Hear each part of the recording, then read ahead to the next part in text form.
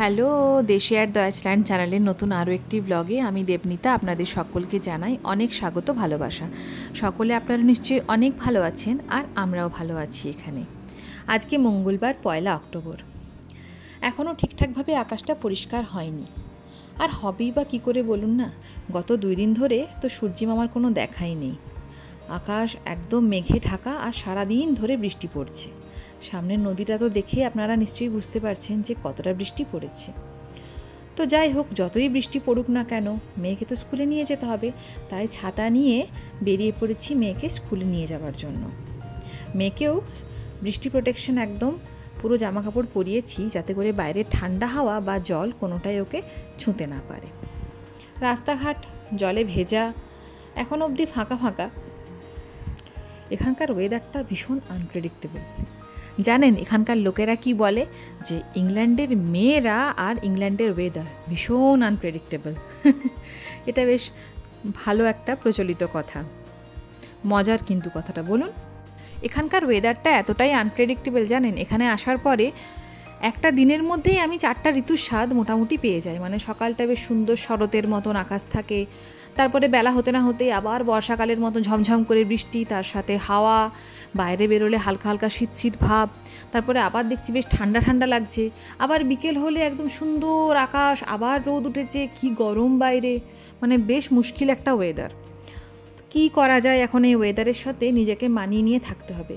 আমি এখানে অনেককে জিজ্ঞাসা করেছি এবং অনেকে বলেছে এটা মূলত এখানকার যে ভৌগোলিক কিছু কারণ আছে। মানে এই এরিয়াটা যেহেতু আটলান্টিক মহাসাগরের পাশেই অবস্থিত, তো এখানে সবসময় একটা বাতাসে নিম্নচাপ কাজ করে। আর নিম্নচাপের ধরুন যা হয় সেটা তো আপনারা সকলেই জানেন। নিম্নচাপ মানে হাওয়া, বৃষ্টি, ঝোড়ো হাওয়া, এই সমস্ত কিছু। তো এইসবের মধ্যেই এখানে মানুষ দৈনন্দিন কাজকর্ম থেকে কিন্তু বিরত থাকে না। তো যাই হোক, মেয়েকে আমি স্কুলে ছেড়ে দিয়ে এখন চলে এলাম এই একটি সুপার মার্কেটের সামনে।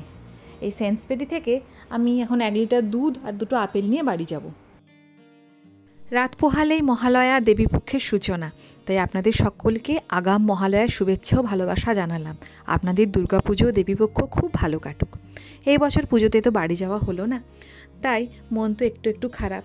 আর এই মন খারাপের মাঝে এইরকম সুপার মার্কেটে এসে একটা সুন্দর তরতাজা ফুলের কর্নার দেখে মনটা অনেকটা ভালো হয়ে গেল।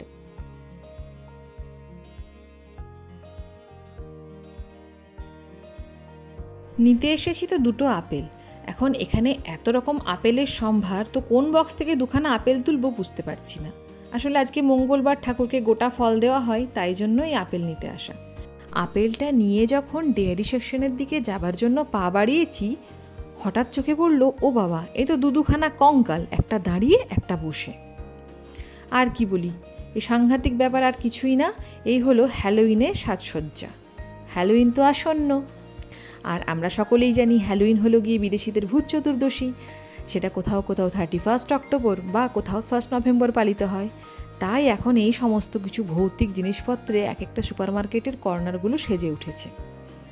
কঙ্কাল থেকে শুরু করে ভূতের পুতুল, স্পাইডার, ব্যাট, আরও অনেক কিছু ঘর সাজানোর জিনিস। আর যেটা প্রধান জিনিস সেটা হলো কুমড়ো। সে প্লাস্টিকের হোক, উলের হোক, সফট টয়েস হোক বা গোটা কুমড়ো হোক, সমস্ত কিছুই এখন হ্যালোইনই হ্যালোইন। আমার না একটা জিনিস কিছুতেই মাথায় ঢোকে না, জানেন তো, যে কুমড়োর মতন একটা আদ্যপ্রান্ত বাঙালি সবজিকে বিদেশিরা কি করে একটা ভূতের সাথে রিলেট করে দিল। কারোর যদি জানা থাকে প্লিজ কমেন্টে জানাবেন কিন্তু।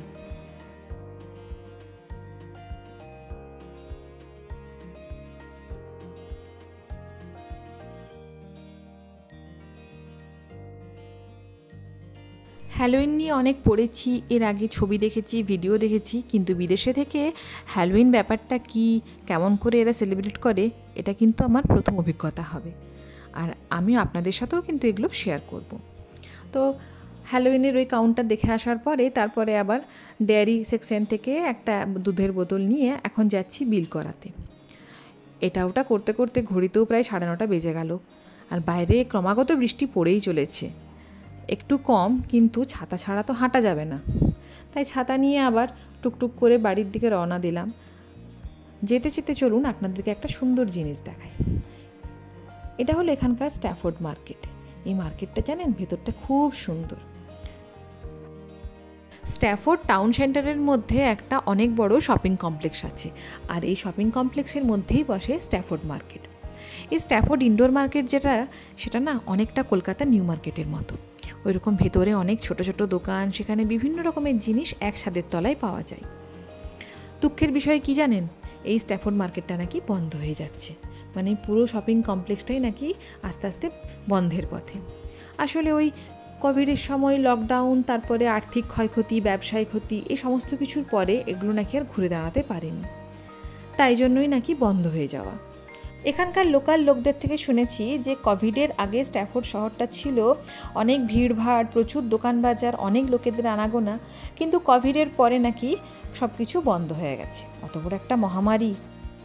বাড়ি এসে স্নান সেরে পুজো করে রান্নাঘরে এলাম দুপুরের খাবারের জোগাড় করতে। একটু দেরি হয়ে গেছিলো, তো ভাবলাম আজকে যদি চালে ডালে বসিয়ে দিই কেমন হয়, তারই প্রিপারেশন। গোবিন্দভোগ চাল এখানে পাই না বলে সেরকম খিচুড়ি খুব একটা খাওয়া হয় না, তো এইবারে অনলাইনে আমরা এই চিনি গুঁড়া রাইসটা আনিয়েছি।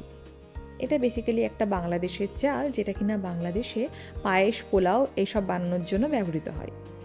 অনেকটা নাকি গোবিন্দভোগ চালের মতোই, তো ভাবলাম বানিয়ে দেখি কেমন হয় খেতে। বাইরে ক্রমাগত বৃষ্টি পড়েই চলেছে, দেখেছেন। তারপরে দুপুরে গরম গরম খিচুড়ি খেয়ে মেয়েকে গেলাম স্কুল থেকে আনতে। মেয়েকে স্কুল থেকে আনার পরে সন্ধ্যাবেলা ভাবলাম ব্রেড পকোড়া বানাই। লাস্ট 3-4 দিন ধরে ওর বাবা বলছিল ব্রেড পকোড়া বানানোর জন্য, তো আজকে ফাইনালি বানিয়ে নিলাম। আজকের ভিডিওটা আমি এখানে শেষ করলাম। কেমন লাগলো আজকের ভিডিও কমেন্ট করে অবশ্যই জানাবেন। ভালো লাগলে লাইক করবেন, শেয়ার করবেন, আর চ্যানেলটি সাবস্ক্রাইব করতে ভুলবেন না। আবার দেখা হবে অন্যদিন অন্য কোনো ভিডিও নিয়ে। ততদিনে সকলে ভালো থাকবেন। নমস্কার।